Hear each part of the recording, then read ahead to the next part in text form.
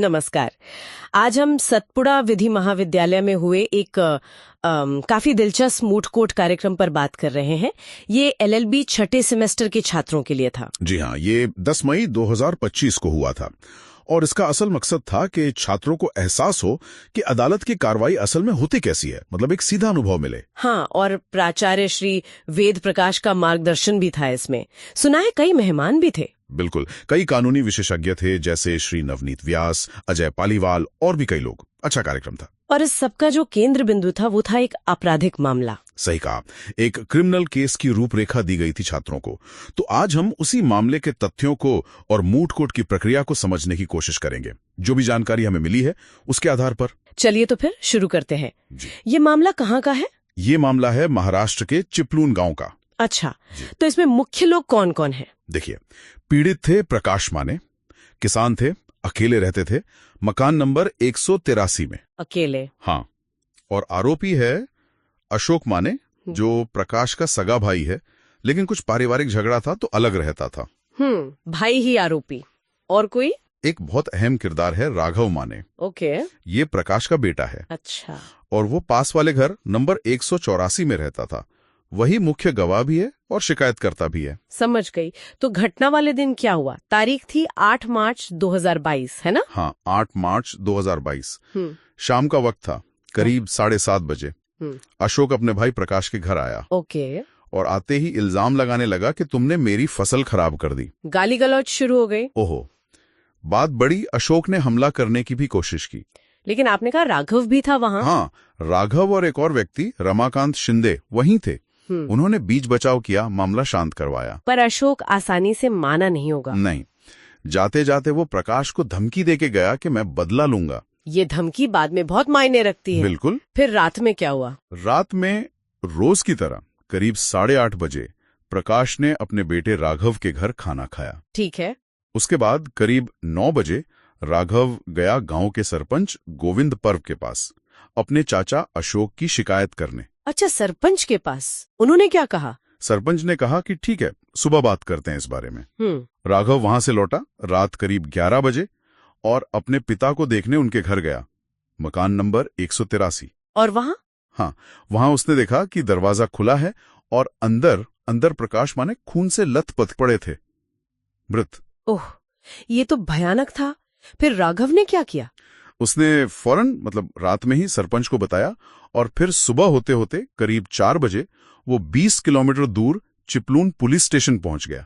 20 kilometre? जी। रात में ही निकल गया होगा। जी हाँ, वहां उसने पीएसआई दिनेश महागिक को सारी बात बताई। फिर एफआईआर हुई होगी। बिल्कुल, उसी के बयान पर एफआईआर नंबर 19422 दर्ज की गई और जैसा कि शक था, अशोक माने को ही नामजद किया गया आईपीसी धारा 302 यानी हत्या के जुर्म में। इसके बाद पुलिस जांच शुरू हुई होगी। हाँ जी, पुलिस ने घटनास्थल का मुआयना किया, पंचनामा बनाया, वहां से खून के नमूने लिए, एक गमछा भी मिला, वो जब्त किया।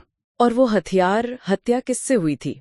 जांच के दौरान घर के पीछे कुल्हाड़ी मिली। कुल्हाड़ी? हाँ, और उस पर कथित तौर पर अशोक की उंगलियों के निशान भी थे। तो ये तो सीधा सबूत लग रहा है। हाँ, लगता तो है, लेकिन यही कहानी में एक पेंच है। अच्छा, क्या? फोरेंसिक जांच हुई और रिपोर्ट आई कि कुल्हाड़ी पर जो खून के निशान मिले हैं वो मृतक प्रकाश माने के खून से मेल नहीं खाते। क्या?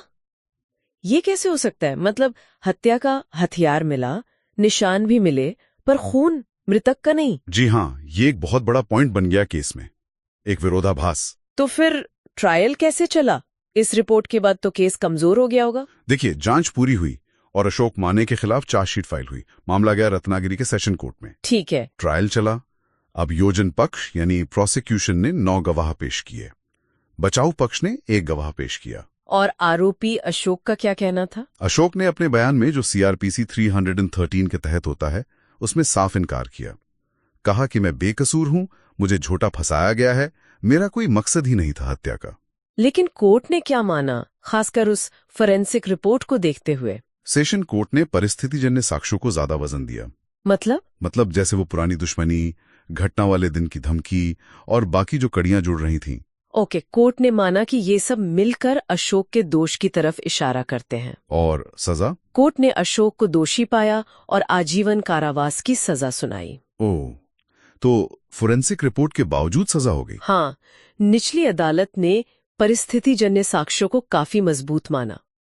लेकिन कहानी यहाँ खत्म नहीं हुई है। अच्छा, आगे क्या हुआ? अशोक ने इस फैसले के खिलाफ बॉम्बे हाई कोर्ट में अपील दायर की है। तो मामला भी चल रहा है हाई कोर्ट में? जी हाँ। अपील पर फाइनल सुनवाई होनी अभी बाकी है। तो ये तो एक काफी उलझा हुआ दिलचस्प मामला है। और इसी को समझने के लिए सतपुड़ा कॉलेज के छात्रों ने मूट कोर्ट किया। बिल्कुल, उन्होंने इसी केस को आधार बनाकर पूरा कोर्टरूम ड्रामा रिक्रिएट किया। कैसे? मतलब छात्रों ने क्या भूमिकाएं निभाई? हाँ, छात्रों ने अलग अलग रोल लिए। 9 छात्र बने प्रोसिक्यूशन के गवाह, 19 छात्रों ने बचाव पक्ष के वकील बनकर बहस की, गवाहों से जिरह की, वो जिसे क्रॉस एग्जामिनेशन कहते हैं। हाँ। और 2 छात्र बने अभियोक्ता यानी प्रोसिक्यूटर। क्या बात है, मतलब पूरा असली कोर्ट जैसा माहौल बनाने की कोशिश की गई। जी, कुछ गवाहियां तो वीडियो कॉन्फ्रेंसिंग से भी ली गई, जैसा आजकल होता है। ये तो वाकई छात्रों के लिए बहुत अच्छा रहा होगा, किताबी बातों से हटकर असल प्रैक्टिस। निश्चित रूप से इसका मकसद ही यही था। कानून कैसे काम करता है, बहस कैसे की जाती है, सबूत कैसे पेश होते हैं, जिरह में क्या सवाल पूछे जाते हैं, ये सब सीखने को मिला और आत्मविश्वास भी बढ़ता है इससे, खासकर इस जैसे मामले में जहां परिस्थिति जन्य साक्ष्य एक तरफ है और फोरेंसिक सबूत दूसरी तरफ। बिल्कुल। तो हमने देखा कि कैसे ये पूरा केस पारिवारिक झगड़े, धमकी, फिर हत्या और फिर जांच में मिले परिस्थिति जन्य सबूत और उस एक अहम फोरेंसिक रिपोर्ट के इर्द गिर्द घूमता है। सेशन कोर्ट ने अपना फैसला दे दिया है, पर हाई कोर्ट का फैसला आना बाकी है। हाँ, और सतपुड़ा कॉलेज का ये मूट कोर्ट एक बहुत अच्छा तरीका था छात्रों को ऐसी जटिलताओं से रूबरू कराने का।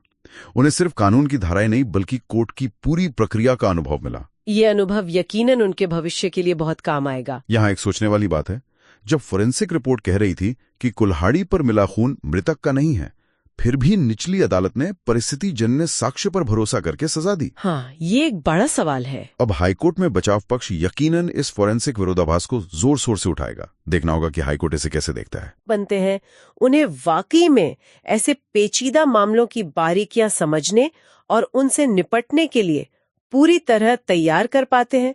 ये एक अहम सवाल है शिक्षा के नजरिए से।